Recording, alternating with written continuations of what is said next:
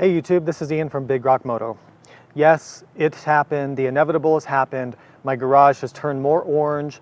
I have purchased a 2020 KTM 790 Adventure R, and here it is. So what I'm going to do today is just tell you why I bought this bike. So when I did my review of this bike a few weeks ago, I had a couple hours to spend with the 790R. What struck me about the 790R was that it's the first bike in a long time that I felt was really that perfect middleweight bike that could kind of do a little bit of everything. What I mean is that it felt really comfortable and fun off-road, and it felt really comfortable and fun and engaging on the road.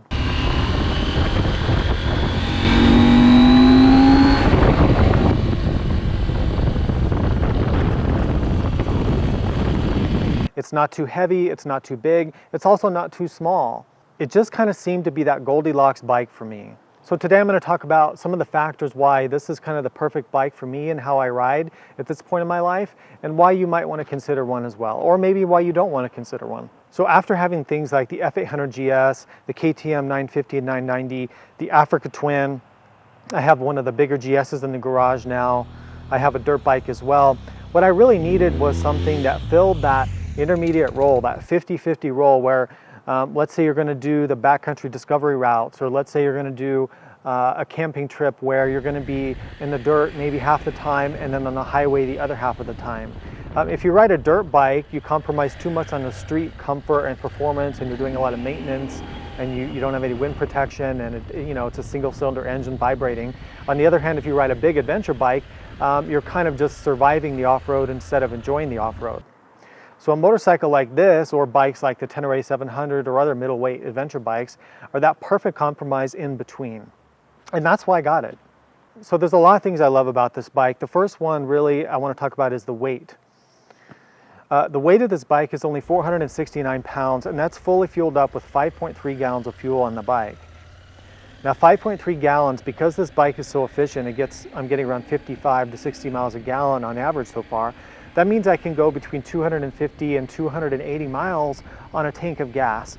That'll get me on any adventure ride I want to do in the United States at least, without carrying roto packs or extra fuel, and that's awesome. The other great thing about that is that the fuel tank is down low. It carries its weight down low, which means the bike feels really light and nimble, and it does not feel top heavy at all. Great job KTM on the fuel on this bike. At 469 pounds wet, it's 70 pounds lighter than my GS.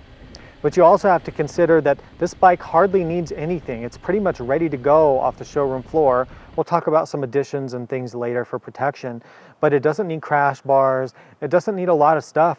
I probably won't even put luggage racks on it. I'm probably going to use a rackless luggage. So what I'm saying is you can keep this bike light. You don't need to add a bunch of weight to it to protect it. It's pretty much ready to go. So you're not adding a bunch of weight like you would on something like a GS, which already starts out at almost 550 pounds. Another reason I got it is I love the chassis and the suspension of this bike. It's a very sporty, very nimble chassis. The weight being low, the suspension being pretty firm and supportive. This bike handles amazing on the street and handles amazing off-road, and really is the best suspended adventure bike that I've ever ridden. I love the full adjustability of the front and rear suspension. And I just love how they really, they didn't cheap out on the spring rates. They didn't make it too light. So you can really hammer this bike off-road and it does not bottom out. Another reason I bought this is this bike is so much fun to ride on the street and off-road both. So you can keep a set of 50-50 type tires on here, and no matter what you want to do, you wake up on Sunday morning, you want to ride dirt or you want to ride street, you're covered with this bike. And I think if you just had to have one motorcycle for some reason, this would be very high on the list of bikes you'd want to consider. Admittedly, along with things like the Tenere 700 and other midweight bikes. Another reason I got it, I love the electronics package on this bike. It's really thorough, it's really customizable. I'm talking about the riding modes, the ABS, the rally mode with the 1 through 9 traction control that you can adjust on the fly as you ride. Those things are super valuable to me. If you add that to things like the cruise control, the quick shifter, and those other features, this bike has an awesome electronics package. That's really, really important to me personally. I think those things add safety, they add enjoyment, they allow me to ride better. But to each his own. I know some people don't care for those things, and I think those people are going to be more drawn to the Tenere 700. This bike is very comfortable ergonomically. So what I mean is the relationship between the seat, the pegs, and the bars is pretty much perfect for me. The leg position is a little bit more cramped than maybe like my GS, but the handlebars are in a better position for kind of aggressive riding off-road. Also, I don't get any back or shoulder pain. Usually my shoulder blades hurt when I ride most motorcycles, but whatever the bend is on this handlebar or how this is set up, I don't have that issue on longer rides. Now, your mileage may vary on that because everyone's body type is so different, and everyone has preferences to bar height and bends and things like that. Going back to the electronics, I love how the bike saves your settings for you. So when you're in the off-road mode and you turn your ABS off, it saves that setting. So when you cycle the key, you don't have to do that again. Your ABS doesn't come back on automatically. It does the same thing in rally mode, and that's a really valuable thing to have. So I bought this bike for rides like Death Valley or backcountry discovery routes, or just the typical riding that I do with the club that I ride with. I really have to honestly say that I think this is the most versatile motorcycle that I've ever ridden. Now, coming from bikes like the Africa Twin, the 800 GS, the KTM 990, the larger GS, V-Stroms, KLRs, Tigers, I've had just about everything. And this is definitely the bike that covers the widest range of riding conditions. So why did I buy this instead of like a new Africa Twin, or why did I buy it instead of a Tenere 700 or an F850 GS or some of those other middleweight bikes you might think of? Well, let's start with the BMW for one. I've had a few BMWs, I like them, I don't have anything against them, but when I look at the F850 GS, what I see is a very expensive motorcycle when you equip it kind of with normal equipment, like 17 or 18 grand, which is like 5 grand more than this. It's like 30, 40, or 50 pounds heavier than this. It doesn't have adjustable suspension, and I just don't see myself riding that. Plus you know, I'm not saying that the engine on it is bad. I think it's made by Lonsin in China. I'm not saying it's bad, but I don't know, something bugs me about spending that much money for a bike with an engine that's made in China. No offense to anyone from China. An Africa Twin, so I thought pretty hard, because I had the Africa Twin before, the 2017 model, and I thought pretty hard about, you know, they did all these upgrades for 2020, so I took a very close look at the 2020 Africa Twins and the additional features that they brought to the bike. Now, price-wise, it's really close to this motorcycle. It's about the same price as this, and I think that represents a really good value because the Africa Twin has superb build quality, great features, and it's a very versatile, very fun machine. There's a few reasons I decided to go with the KTM instead. One being that, you know, I had an Africa Twin like a year or two ago, so I've kind of already had one. That's one factor.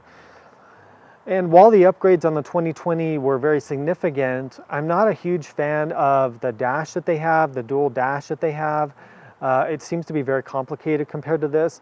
I'm also not a fan of the really small windshield that the Africa Twin has on the standard model, although I guess I shouldn't be saying that because the windshield on this is pretty crappy too. Weight is a factor. This bike is about 30 to 40 pounds lighter than an Africa Twin, especially if you factor in this gas tank on this is just very slightly larger. Fuel range is another issue. This bike has about 50 miles more fuel range in the real world than an Africa Twin because it gets better mileage. Being an 800cc and a pretty efficient design, this bike gets 55, 60 miles a gallon, meaning I can go 250 to 300 miles between getting fuel. I can't do that on the Africa Twin. The Africa Twin, I'd be looking for fuel in the high 100s, closer to 200 miles. So that's a factor as well.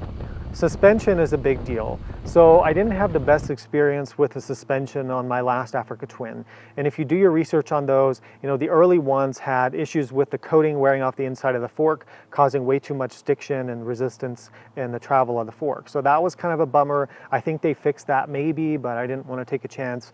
The other thing, the suspension on the Africa Twin tends to be really soft and kind of mushy. Now that's nice sometimes because it's comfortable, but when you ride aggressively, the bike feels pretty wallowy and soft. This has almost the opposite problem. This is almost bordering on too firm and too harsh, but we'll get to that in another video. Another factor on this bike is I feel like it's more well set up from the factory. So the handguards that it comes with are pretty decent. They're not metal, but they can take a pretty good hit. You don't need to add things like a skid plate or engine bars. I like not having to put on engine crash bars because they're expensive and they're heavy. On the Africa Twin, the engine's really vulnerable. This motorcycle, because of the design of the fuel tank and these fuel tank sliders, it doesn't have that issue. It eliminates the need for crash bars, it's saving the weight and the cost of that. Now skid plates, the skid plate is a little bit thin on this bike, but it does have a nice full coverage plate that integrates well to the fuel tank. The Africa Twin skid plate is pretty basic, and you're probably going to have to replace that even for mild off-roading. Now there's a couple things that I think the Africa Twin would be better at. Road touring, the engine on that Africa Twin is one of the smoothest I've ever ridden. It has almost no vibration. It's more refined than this. It's quieter, but it has a nice sound, a nice rich sound to it without being too loud. So I think for road touring, and of course the wind protection is better on the Africa Twin as well. I mean, well, actually that's not really true anymore with the 2020 because they give you that tiny windshield on the standard version.